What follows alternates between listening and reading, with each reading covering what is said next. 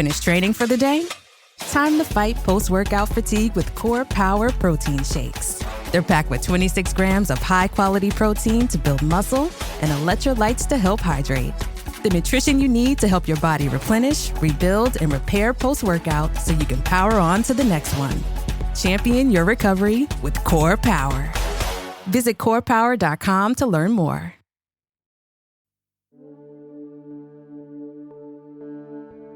Welcome to Weird in the Wade, a podcast about all that's weird, wonderful, and a little off-kilter in the town of Biggleswade in Bedfordshire and its surrounding area. If you like your history with a pinch of the paranormal and your supernatural stories with some historical context, then this is the podcast for you. Whether it's the tale of the Potton Road poltergeist or discovering what's haunting Andy's house, the story of a secret Cold War bunker or haunted museum, Old Shuck, the East Anglian devil dog, or phantom cyclists, Weird in the Wade has it all. On this series of Weird in the Wade running from Halloween to midsummer, we'll also explore one of Bedford's most shocking Victorian murders and uncover Biggleswade's Elizabethan past. There'll be a trip to the seaside to meet a devilish spook, and yes, I promise, I will at last tell you Biggleswade's great swan mystery of 1935, along with some other watery tales. Grab a cuppa, sit back, and let me take you on a journey into the weird.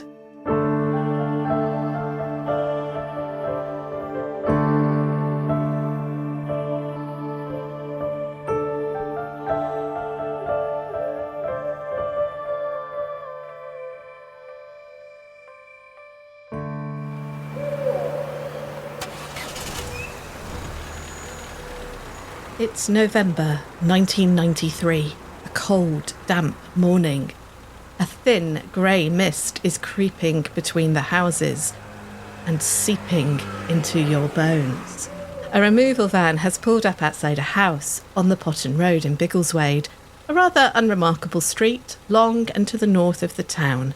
A woman, still wrapped in her fluffy dressing gown, fetches the milk in from her doorstep and raises an eyebrow at the arrival of her new neighbours. I hope they're quiet, she thinks. A man in his 40s is carrying a box into the house, stepping over the threshold of his new home. He is eager for a fresh start and to settle his family into life in Biggleswade. There'll be new schools to join, new routines and new friends to make. But this neat house could just be the perfect home for them all. His wife and kids are going to arrive later, but for now he has the house to himself. He sent the removal men off to get bacon butties and cups of tea. Later, Terry Davis will tell the local newspaper that this was when it all started. I was on my own, bringing in the boxes, and it was as though I could sense somebody watching me. Maybe it was the nosy neighbour he'd spotted collecting her milk, or the old couple over the road who'd waved at him when he'd caught them curtain twitching.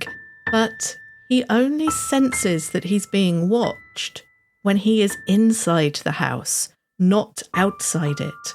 When he and his wife Trudy had viewed the house, they'd both commented on how still and light the place was. It was as neat as a pin. Perfect. But Terry is a sensible man, so he carries on bringing in the boxes, filling that strange, empty, echoing atmosphere of a new home with something solid. Later, when the removal men return with the bacon butties, he sits on one of the sturdier boxes in the living room to eat his breakfast. The removal men choose to eat theirs in the van, where they can smoke. Terry is wondering where to put the TV when he hears footsteps coming from the kitchen. He hasn't heard any of the men come back in through the front door, which he thinks is still closed. He gets up, bacon butty in hand, to see who's wandered in, but there's no one in the kitchen, and no one anywhere else in the house. It's just him. Terry is puzzled, but he sits back down on the box in the living room and he takes a sip of his sweet tea, and then he hears it again. This time, he listens intently. It's definitely the sound of someone walking in the kitchen across the tiles, but certainly not one of the removal men, as he will later tell the Biggleswade Chronicle. Then I could hear what sounded like someone walking across the kitchen with a walking stick. At the time, I didn't take much notice of it. And that's because there is a loud rat-a-tat-tat on the door, and the removal men are back, filling the house with their chatter and the smell of bacon grease and cigarettes. Terry doesn't tell his wife about his strange feelings, nor the sounds that he heard on that first morning at the house, and instead his family settles into their life in Biggleswade peacefully. Their new home's central heating is a blessing, with it being such a cold November. Yet there's one spot, a corner in the living room, that will never get warm. In the end, Trudy moves the chair that they had placed there away and instead puts a small table in the corner. "It's where we'll put the Christmas tree," she declares, thinking that the coolness will perhaps prevent the needles from dropping. By the time the Christmas tree arrives, the family are feeling more settled, though Terry continues to hear that pacing, those halting steps with a walking stick click across the kitchen floor. Trudy comments on how noisy the house is with creaks and bumps and knocking sounds. "It's not that old," she laments. Terry inspects the pipes and the gas boiler, but all is in order. Neither Trudy nor Terry admit to one another that the noises they hear do not sound like pipes. Maybe Mr. Pipes? Terry chuckles to himself, remembering the Ghost Watch show from a year back that caused so much fuss, convincing so many kids and adults even that they were watching a live poltergeist haunting playing out on TV. The poltergeist was nicknamed Mr. Pipes, but the chuckle at his own joke is a bitter one, because Terry hears footsteps now, not just in the kitchen, but coming from his bedroom, when he is quietly reading the newspaper in the living room on a Sunday morning, when Trudy and the kids are out visiting relatives. Frequently, when he is in the hallway or near to the back door, he'll feel as if someone has brushed past him. Just a draft? It doesn't feel like that. It feels like a person, like when someone brushes past you in a crowded space, like a tube train or in a station. In fact, sometimes his house feels like it is full of people when it is only him there. And at other times, it feels incredibly empty, cavernous, gaping and aching with space, like there's a void in his own home. But it's a modest house, no mansion. It's a typical home filled with family clutter, stuffed with furniture, ornaments, fishing trophies, toys, knickknacks, and now Christmas decorations, paper chains, tinsel, and of course, the tree. It's a December evening when the children are in bed and Terry and Trudy are settled on the settee to watch a film, one they've rented from the video shop as a treat. As the trailers and adverts warning against piracy trundle past on the screen, Trudy suddenly gasps. "Look!" she whispers to Terry and points at the Christmas tree. What Terry sees, he cannot explain. Every colourful, sparkling bauble on the tree is spinning. The branches are still. The fairy lights don't stir. The tree itself is not moving a millimetre.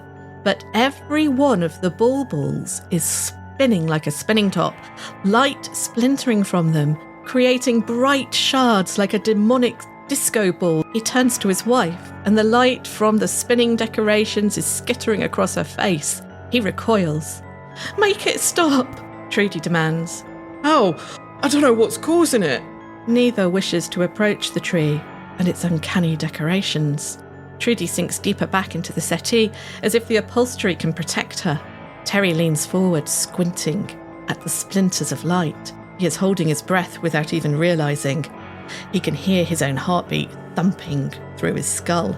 Then the baubles stop. No slowing of the spinning, no natural halt like the laws of physics dictate. Just suddenly they're still again. The splinters of light dimmed. Terry puts his head in his hands and decides that he needs to come clean and tell his wife about all he has been experiencing. Welcome to Weird in the Wade. I'm Nat Doig, and on today's show, we are going to investigate a haunting phenomena happening right now in a house in Biggleswade. Not the house that Terry and Trudy lived in during the 90s. I'll come back to that later, don't worry. But one just a stone's throw away from where they lived on the Potton Road. In fact, to investigate this haunting phenomena, I've had to investigate the history of this part of Biggleswade from Potton Road northwards and to the land between the Great North Road and the railway line, stretching across to the Common in the east towards Sutton, then northwards to the Greensand Ridge at Sandy. Yes, it's that piece of land where the Phantom Army may have been seen in medieval times, in the shadow of the hill, possibly known as Woden's Hill in Anglo-Saxon times. It's a flat swathe of land, part of the Ivor Valley, and rich in history from the Bronze Age structures to Roman roads and temples to vanishing villages. More recently, it's been a space associated with farming, market gardening, the railway and house building. For over 100 years, this part of Biggleswade was known as Newtown. In fact, in 2010, it was still marked on maps as Newtown, a good 150 years at least after that name was given to the area. How long does a place remain new in Biggleswade? But I jump ahead of myself. First, we need to know what exactly is going on at Andy's house. Who is Andy? And what is haunting his house? Andy is one of Biggleswade's local independent councillors, and as such, I was pleasantly surprised when he was not only happy to share this story with me, but also happy for me to use his name. I've known Andy for a year or so, and he is a whirlwind of a man, always involved in some new community activity in the town, whether it's gardening, encouraging walking and cycling, or organising Biggleswade's first Pride events this summer. He's always on the go. He has a passion for fishing and boats. He is usually seen wearing a hat and always seems to have a smile on his face and a pint in his hand. That last bit is because I usually meet him at the Golden Pheasant, yes, Biggleswade's most haunted pub, our local. It was there that he first told me about his house and the strange goings on. Now, as you'll hear, Andy does not believe in ghosts. He loves a good ghost story, but thinks there's usually a simple explanation for haunting phenomenon. But he can't explain what's happening in the place that he calls home. So I went over to Andy's cottage on the north end of Biggleswade to find out more. His house is in a short terrace of brick-built, slate-roofed cottages, which were most likely built or converted into cottages that we see today in 1848 or thereabouts. Their once long front gardens and backyards used for market gardening have been curtailed by more recent house building.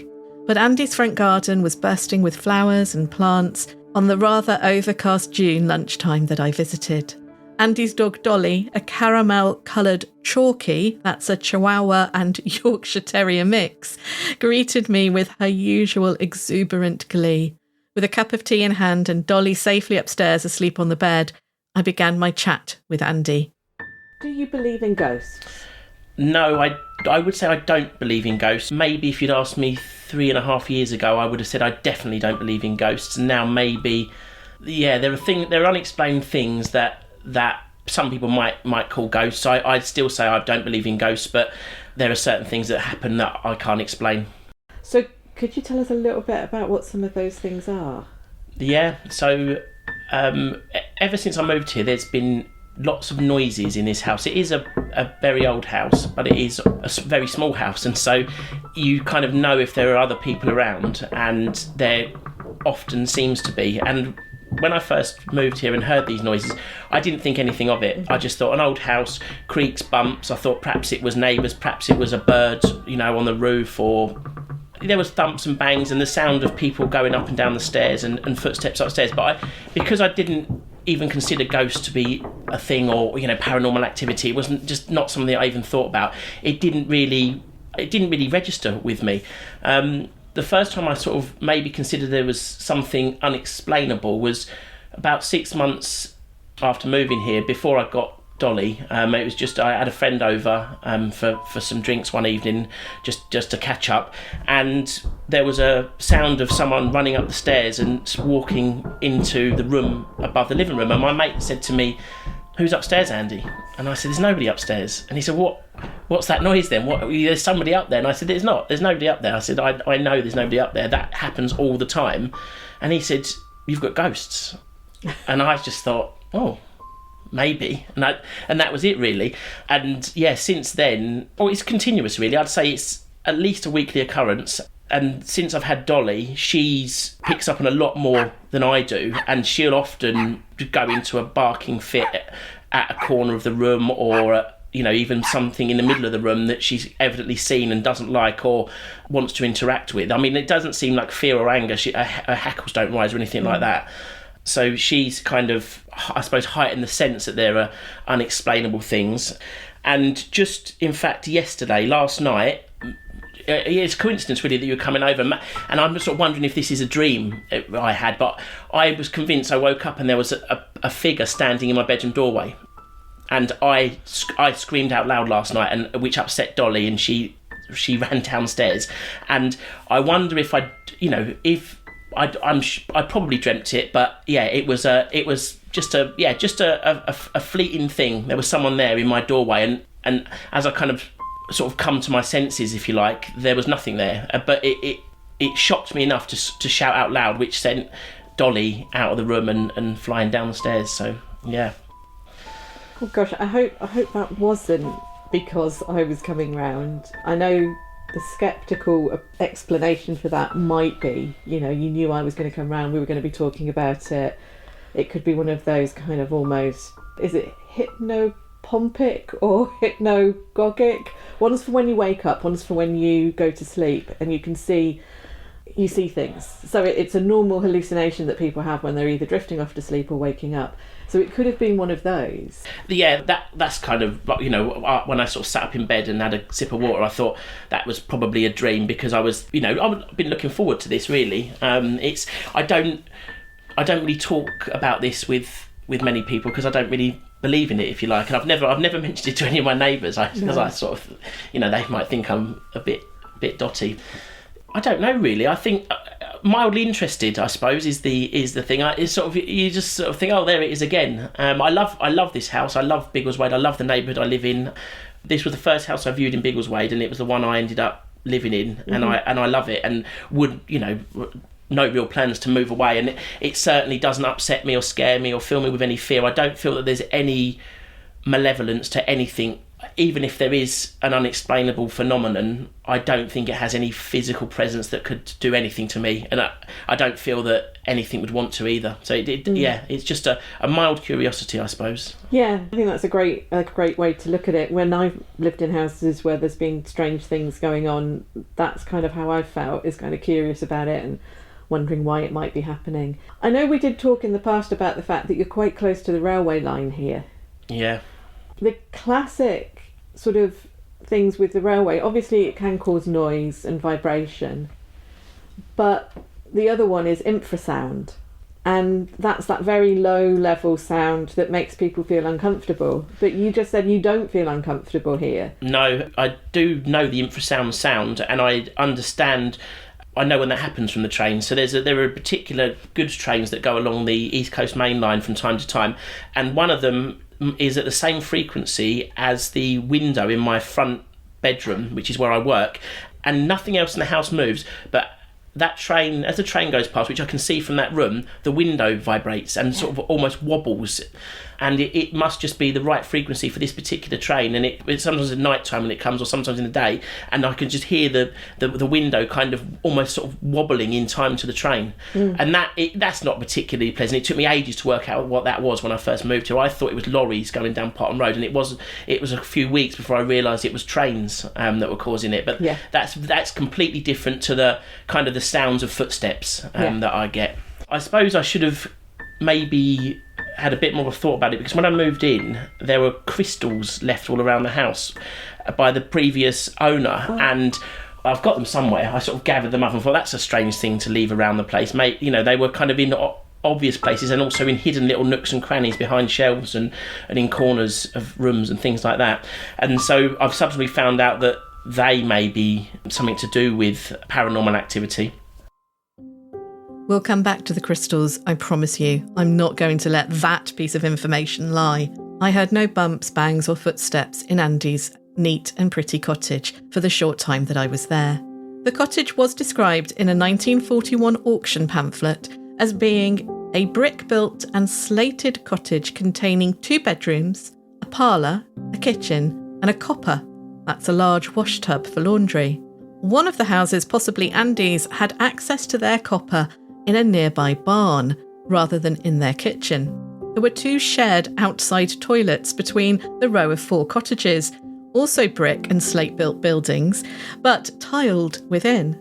I'm old enough to remember visiting an elderly relative who still had an outside toilet in the 1970s. Walking down the long garden to visit it was a bit of an adventure for a child who took indoor plumbing for granted.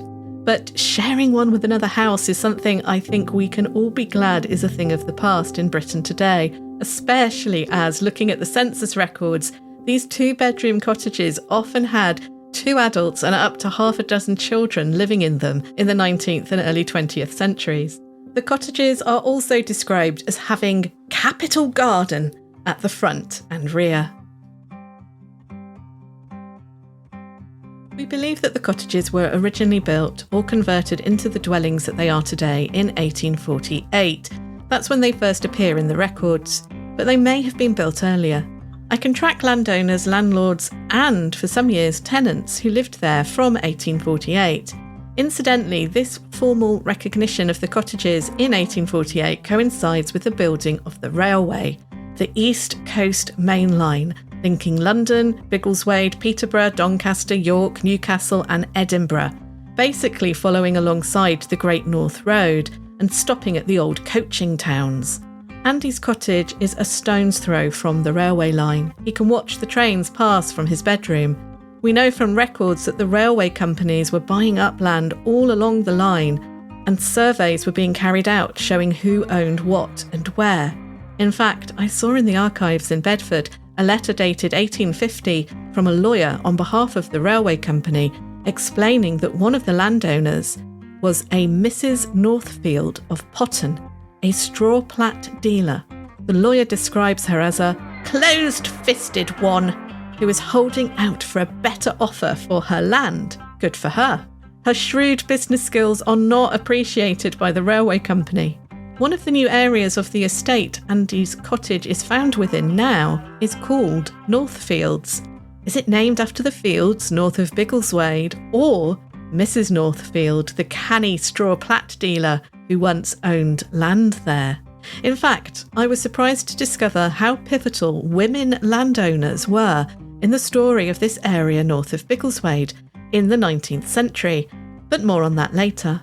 And speaking of the railway, I think we can rule out the trains as causing the noise that Andy hears in his house, to a certain extent anyway, because he recognises that the goods and passenger trains make different sounds and vibrations.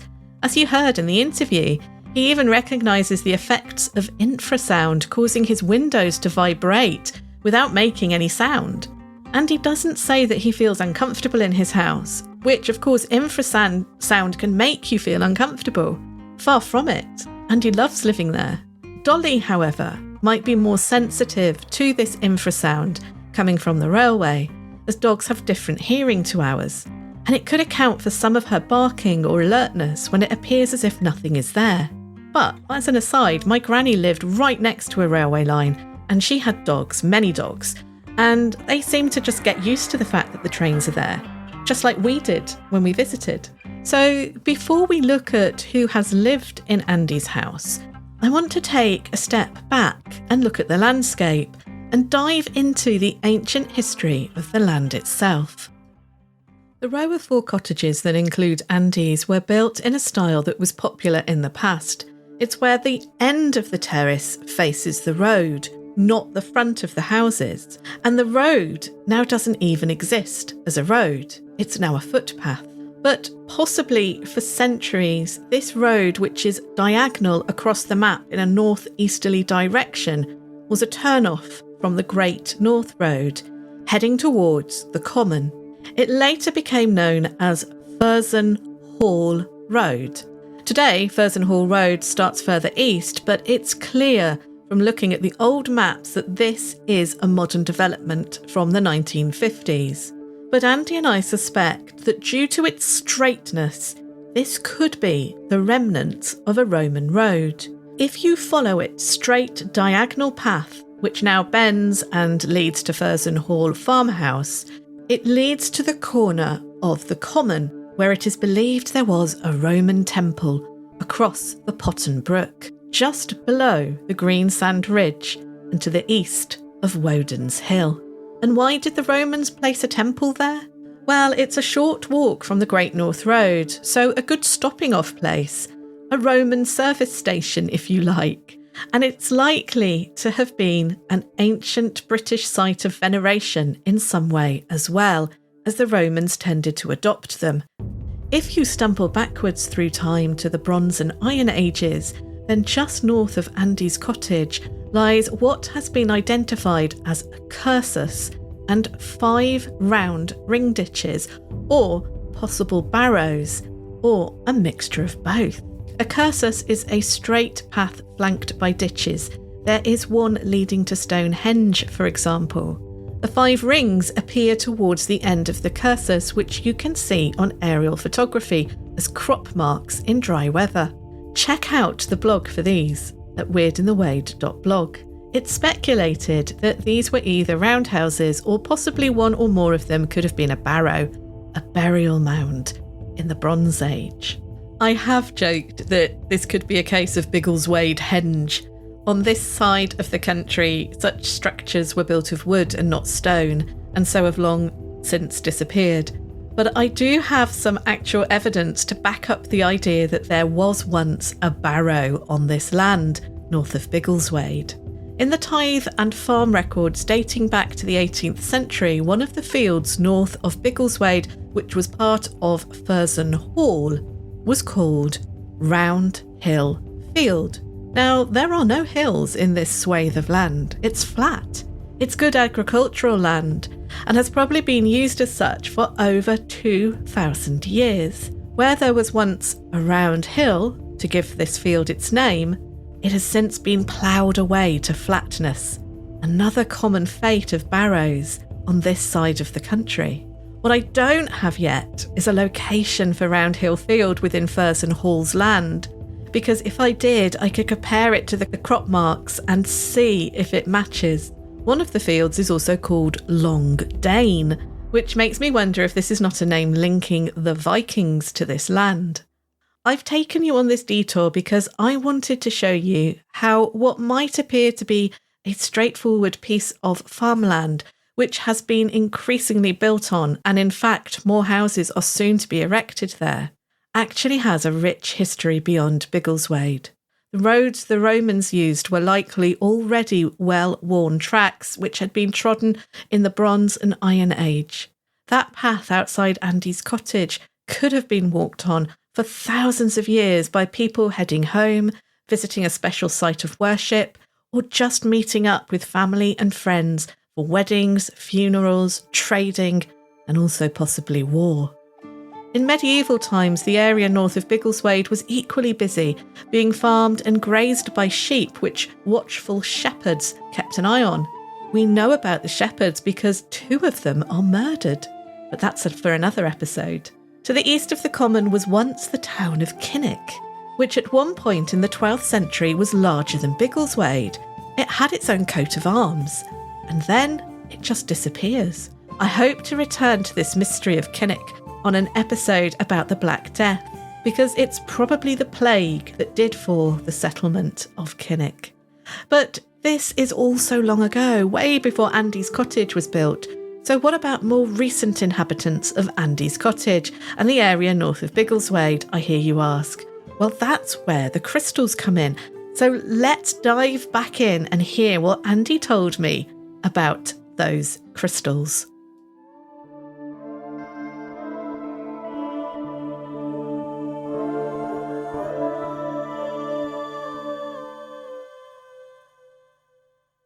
The family that vacations together stays together. At least, that was the plan. Except now, the dastardly desk clerk is saying he can't confirm your connecting rooms. Wait, what? That's right, ma'am. You have rooms 201 and 709. No, we cannot be 5 floors away from our kids. The doors have double locks. They'll be fine. When you want connecting rooms confirmed before you arrive, it matters where you stay. Welcome to Hilton. I see your connecting rooms are already confirmed. Hilton, for the stay. Hey, the vibes are slipping. I think it's time to bring out the Velveeta shells and cheese. The holidays are a time to go all in on indulgence. Headline your meals with the rich, creamy meltiness of Velveeta shells and cheese and satisfy your holiday cravings like no other. Bring that main course energy to your side dish. Celebrate extra with Velveeta these holidays.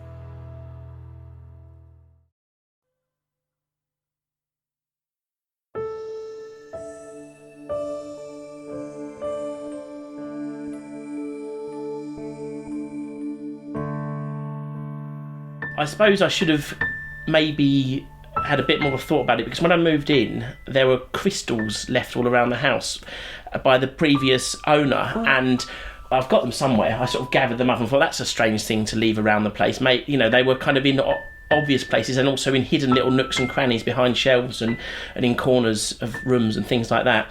And so I've subsequently found out that they may be something to do with paranormal activity. So the former occupant, are they still around in Biggleswade, or have they moved away completely? They haven't moved away completely, no. She's still around, I think. I don't know if she's in Biggleswade, but she's definitely local. Yeah. We keep in touch because I've had the odd parcel delivered here for her by mistake, and she's come to collect it. So. And have you ever asked her about it? No, I haven't. No, I don't. It's not something I ever sort of bring up, and if I do, it's a bit of a joke. You know, I live in a haunted house. I still don't really take it seriously. It's just, it's just something I can't explain. Do you know what type of crystals it was that were left behind? I don't, and I've looked for them. They're in this house somewhere because I didn't want to throw them away, because my sister-in-law, who's much more spiritual than me, gave me some advice on wash them and recharge them in moonlight and things like that, which I did because I thought, why take a chance? And they're somewhere. They're somewhere in a little trinket box in his house somewhere, but I couldn't find them before you came. Was that Dolly barking then? I'm now hearing things. I didn't hear anything. Right. Well, we'll hear back when I play this back. Yeah. I thought I heard a dog bark. No, I think I just heard one then actually. Oh, okay. It could be Dolly. It could be one of the neighbours' dogs.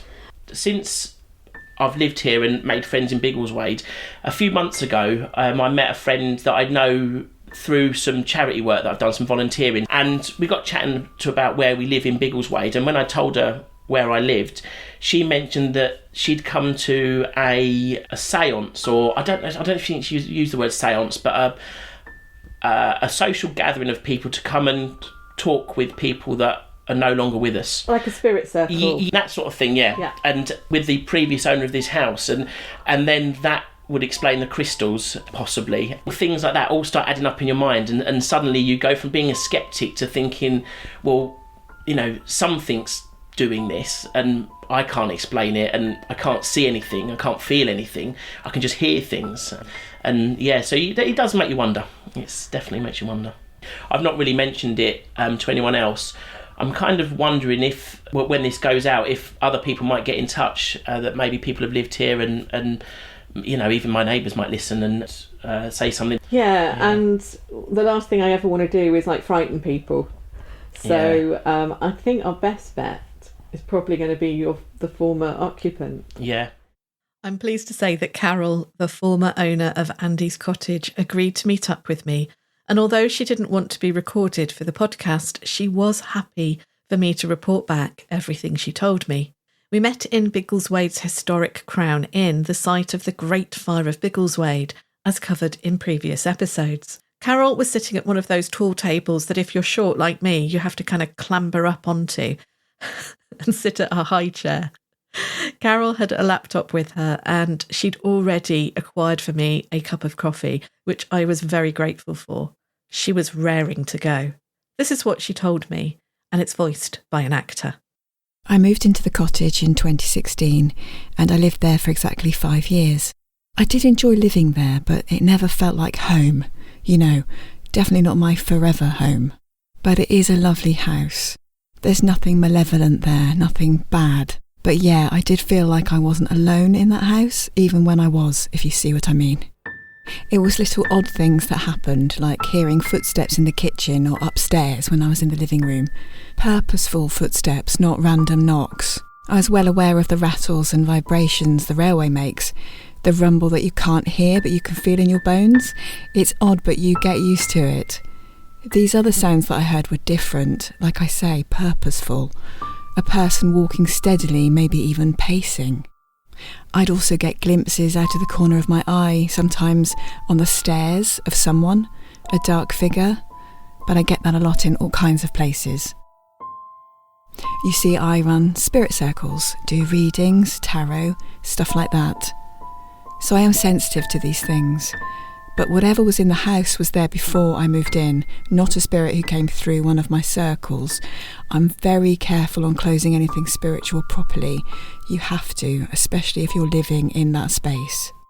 Whatever was in the cottage with me, I made it very clear to them that they were welcome, but I did not want to be bothered by them. You have to be firm. Boundaries. It's about setting boundaries.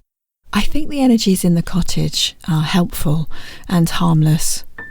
Helpful because once a weird thing happened after my son visited me. He's very sensitive too. Anyway, he had to leave early and I was really upset. I don't get to see my boy as much as I'd like to, and I asked him to stay longer, but he said he couldn't. I miss him when he's not around, but he's grown and he's got his own life to lead. But I was upset, that he couldn't stay longer. Within minutes of him leaving, I'd put on the kettle and I was about to sit down in the living room when I heard a massive crash from upstairs. Honestly, I thought something had fallen through the roof. It was that loud. I was terrified. I rushed up the stairs and a wardrobe laden with clothes had toppled over in my bedroom. It was so heavy I couldn't work out how it had fallen. I certainly couldn't pick it back up again and set it upright, so I had to call my son and get him to come back and help me. I thought then, when he walked through the door, it was spirit making the wardrobe fall, so he'd have to come back to his old mum for a bit. I asked Carol if she'd use crystals in her spiritual work. Yeah, I do. I've got a good collection of them. I asked if she'd left any behind in the house when she had moved out. No. Why would I do that? I mean, they're my crystals. They're not cheap. I'm not missing any. Where were they left? I explained they'd been scattered about all over the place, including in cupboards. Carol looked baffled. Why would you put crystals in a cupboard? Why would you want to cleanse a cupboard? You tend to put them on windowsills or shelves, to bring energy to a room. You don't hide them away. Carol was genuinely perplexed by the thought of anyone leaving crystals behind in an empty house. It's not like I thought the cottage needed it either, to have crystals left in it. It was a nice house. And I knew Andy was going to buy it the minute he arrived. He walked in the door, sat down by the window, and I thought, he's at home. This is his cottage. I suggested that maybe the house wanted Andy as much as he wanted the house. Maybe, but I didn't leave any crystals behind. What a waste. Do you think they were apports? Where spirits make stuff appear out of nowhere. They love doing that with stones and crystals. I bet they were apports. There wasn't much more that Carol could tell me about the house nor the crystals. We thought it unlikely that the estate agent would have secreted crystals about the house, so maybe this will be a mystery that we can't solve. Carol also admitted that she had never tried to make contact with any of the energies or spirits that she sensed in the house, other than to address them generally and to ask them to respectfully leave her alone. She couldn't tell us who or what they were. She did say she'd had some of Biggleswade's historic forefathers come through in spirit circles that she held in the cottage. One, she said, was connected to the Crown Inn and maybe had a picture displayed in there or used to, but she couldn't remember his name. It could be Dan Elbone, the bicycle and tractor inventor. There's a big picture of him in the Crown. Or possibly Sam Wells, the brewer, or one of his business partners, one of the popes, maybe. And hold that thought. I left Carol having really enjoyed our chat. We ended up talking about social media and how Carol could take her tarot reading and clairvoyance work onto the internet, but I was left with few answers to what or who was causing the phenomenon in Andy's house. Andy has heard rumours that previous owners before Carol, possibly sometime before Carol, also experienced the footsteps or strange noises, but nothing concrete, and there's not a lead I can follow right away. So I arranged to go to Bedford Archives to investigate the cottage and the area north of Biggleswade's more recent history. Furzon Hall. From the 18th through to the 20th century, this area of North Biggleswade is fairly well documented in the tithe maps and then Ordnance Survey maps until the present. The land was known as Furzon Hall. Originally 2 words, Furzon means gorse or broom, and it wasn't until the 20th century that Furzon Hall became one word. Furzon Hall had stood in that area for at least 500 years, possibly longer. Most of the land and Furzon Hall farm itself was owned by the Wilshire family, and by the end of the 19th century, a Miss Wilshire was the landowner. Pockets of land between the Potton Road and Furzon Hall farm and the common were owned by others, as we heard earlier, like Mrs. Northfield of Potton, who owned a strip of land alongside where the railway is today, but the vast majority of the land and the cottages were owned by Miss Wilshire. The mid-19th century saw Biggleswade develop at a pace. The population between 1821 and 1851 more than doubled. The railway brought new inhabitants and new industry to the town. And believe it or not, I have heard locals say that was the downfall of the town. It all went downhill once the railway arrived. Market gardening became all the rage. Owning a plot of land where you could grow fruit and veg, which could be transported quickly to the markets of London by rail, was booming in Biggleswade, with everything from saffron production from crocuses to onions, Brussels sprouts and kidney beans being grown. Inevitably, more houses were needed, for the land north of Biggleswade met some of this need, and so became known as Newtown. Yet for all of the 19th and half of the 20th century, Andy's cottage, in its terrace of 4, stood pretty much in splendid isolation. There were some barns and some new houses along the Potton Road, but nothing major was built alongside or north of Andy's house until after the Second World War. Apart from a Victorian sewage works, that was basically built to the west between Andy's cottages and the railway line. I could find no interesting life events or stories about the people who lived or possibly lived in Andy's cottage during this period. They all seem to have lived to an old age or have moved away before they died, or I just can't find out any information about them at all. The only news stories that crop up mentioning the cottages are about antisocial behaviour in the 19th and early 20th centuries. Lots of kids setting barns on fire, barns being robbed, again usually by teenagers. And we think that antisocial behaviour like this is something that is new. It clearly isn't. So I turned my attention to who was working and living alongside the cottages at Furzon Hall. The family who rented Furzon Hall Farm from Miss Wilshire were the Popes, a King's Lynn family who moved to Biggleswade in the 18th century as business partners with Sam Wells, the brewer. They had traded in beer, spirits and wine. The patriarch of the Popes still lived in Wharf House beside the River Ivel in Biggleswade, although by the end of the 19th century it was almost 50 years since the wharves had operated. The Popes at Furzon Hall were the great-grandchildren and beyond of that original William and George Popes. What caught my eye about them was that in 1906, Mrs. Pope, Maud, was in frequent communication with the landowner, Miss Wilshire. The correspondence is held in the archives, and I wondered if it could shed any light on the happenings in the Furzon Hall area of Biggleswade. It intrigued me that these two women were in such frequent correspondence. It turned out to be a sad tale. Mrs. Pope had fallen behind on the rent and on the upkeep of the farm, leading to Miss Wilshire requesting politely but firmly that the family vacate their tenancy. Now, I assumed this was because Mr. Pope, a George Kershaw Pope, had died, leaving his widow to manage his affairs. Just a few years earlier, at the turn of the century, the husband and wife appear in frequent newspaper articles where their status as town grandees is evident. Maud Pope wins a golfing trophy. George Pope plays an active part in the cricket club and the hunting and shooting set. They donate produce to the poor and give awards to school children.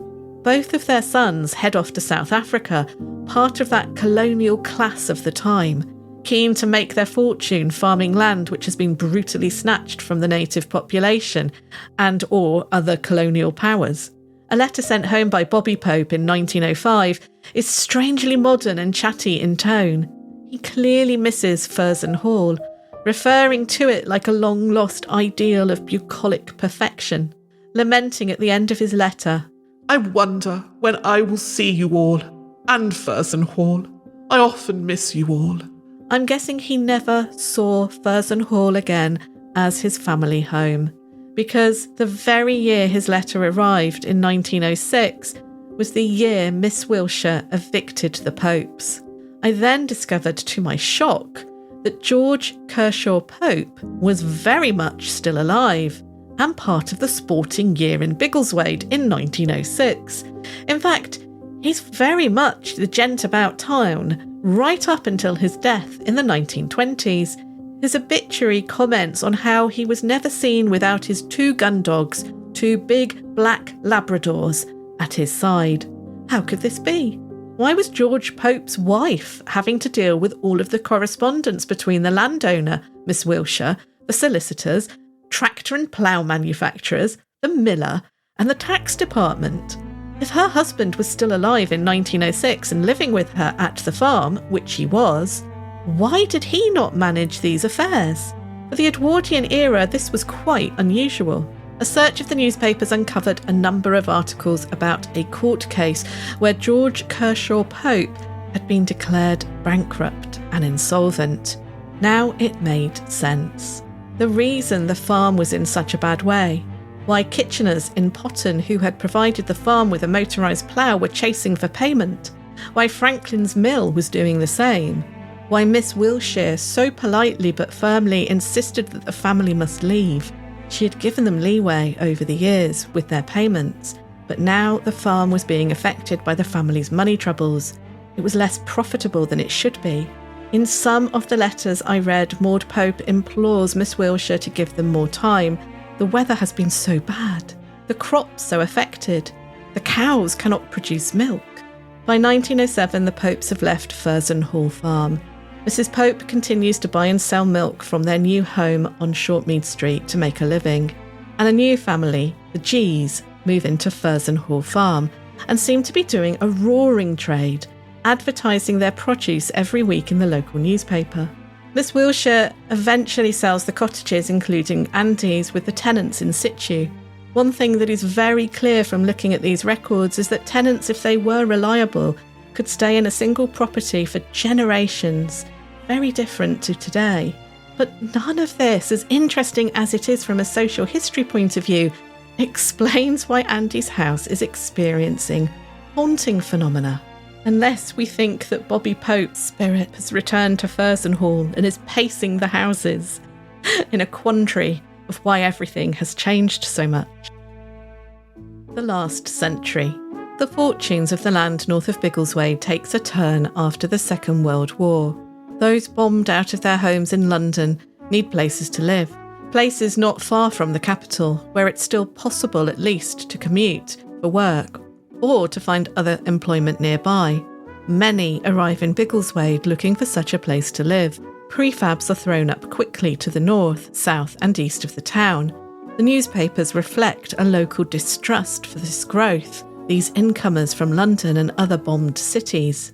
Terms that we would consider quite racist today are applied to these areas of Biggleswade. They're branded as shanty towns and even called Chinatown because of their makeshift nature. One section of town is still being referred to as Chinatown in the Chronicle newspaper in the 1980s.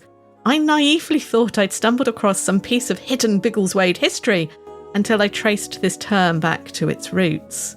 But temporary housing is temporary, and the council starts in earnest to build new estates around Biggleswade from the 1950s, and so the Furzon Hall estate is conceived and then built. By the end of the 1960s, Andy's cottages have been surrounded, hemmed in by flats and neat rows of housing. Furzon Hall Road itself is moved eastwards to its current position, and the new streets of the estate are given the kind of names which reflect on their times: Urban Way, Mountbatten, Winston Crescent, and Churchill Court.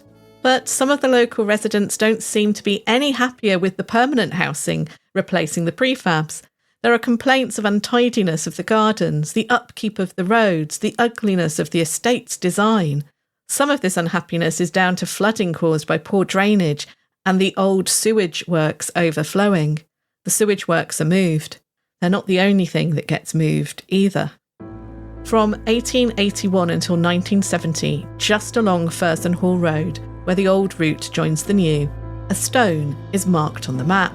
It's not a milestone, nor a boundary or Ordnance Survey marker stone, but it is significant enough to be included on every single map until it's not. Its disappearance coincides with the new Furzon Hall housing estate being completed. I asked the Ordnance Survey if they knew what this stone could possibly have been. They said it is most likely that it was some kind of commemorative stone, but could tell me no more. A former resident of Potton Road, who had lived there long enough ago to remember the old sewage works before they were moved, suggested that it could have been a hitching stone used for mounting a horse. Though there are no houses immediately next to where the stone appears on the map back in the 1880s, there were barns in that area and possibly a stable in the 19th century and before. Maybe it was a hitching stone. There is still one between Biggleswade and Sandy, I hear. It's a mystery that I may never solve. I asked on a local Facebook group if anybody remembered this stone, and nobody did. The stone was close enough to Andy's cottage to be of interest, especially if it had been a gravestone or a stone commemorating a death there, which some of these old stones are. So I'd be really intrigued to find out if it was one of these old commemorative stones. Maybe it was commemorating the murder of one of those shepherds I mentioned, but it's highly unlikely. But back to the housing estate. Although some in the town moaned about more housing, and they still do, when the estate was officially opened and new residents moved in, photographs were taken showing families dressed in their best clothes. This was 1968, so think women still wearing gloves and hats and clutching bulky handbags, whilst little children were dressed in their Sunday best. Could all of this new housing being erected have led to any of the sounds Andy has heard?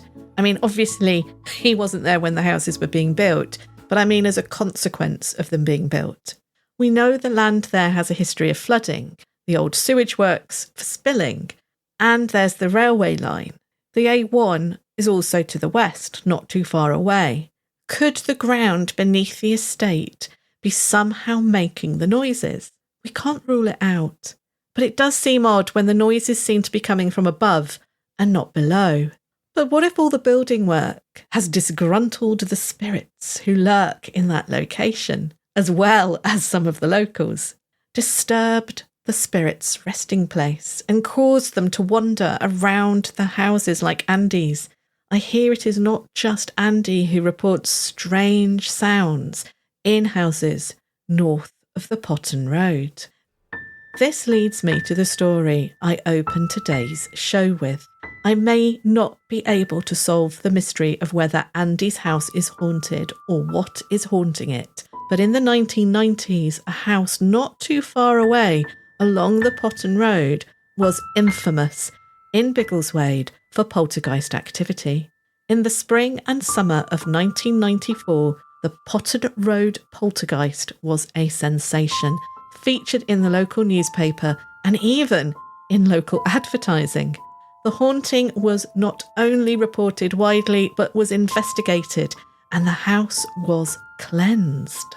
Can this story of the Potton Road poltergeist shed any light on Andy's experiences? Does it answer or just pose more questions on what hauntings are? And I'm also going to explore in the next episode the ethics of sharing these stories, tales of hauntings that took place or are taking place where people live today. I speak with a local paranormal investigation group about their work and their experiences of investigating hauntings for families in their homes. If you have any information about the history or hauntings of the land north of Potton Road in Biggleswade, please do get in touch. I hope to bring you an update on Andy's house at the end of the next episode. Thank you so much for listening to this episode of Weird in the Wade, What's Haunting Andy's House. If you have any theories or questions or just want to get in touch with the show, please email me at weirdinthewade@gmail.com or contact me on social media. Remember, if you'd like ad-free episodes of Weird in the Wade, just join the Weird in the Wade Patreon. For less than a cup of coffee a month, you will be supporting the show and getting advert-free episodes. Details are in the show description. I'd like to thank Andy so much for his time and allowing me to tell this story. A big thank you also to Carol for speaking with me and the Bedford Archives for helping me research the history of Furzon Hall Farm and estate. Also, a big thank you to Tess for voicing Carol's words and for the shiny new version of the Weird in the Wade theme. But thank you to you for listening. If you enjoy Weird in the Wade, please do rate or review the show if your app allows. Or join me on social media for behind-the-scenes info, gossip and general weirdness. Weird in the Wade is researched, written, presented and produced by me, Nat Doig. Theme music and the Haunted House theme in this episode were composed and performed by Tess Savagir. All other additional music and sound effects are from Epidemic Sound. Never miss an episode. Subscribe to Weird in the Wade wherever you're listening now. Every minute your finance team spends wrestling with data is a minute lost. Insight Software's AI-powered insights instantly move you from complexity to clarity. Automated analysis, real-time reporting, strategic recommendations, all at your fingertips. Transform how your finance team works and watch your business grow. Stop wasting time. Start making smarter decisions. Learn more at insightsoftware.com/AI.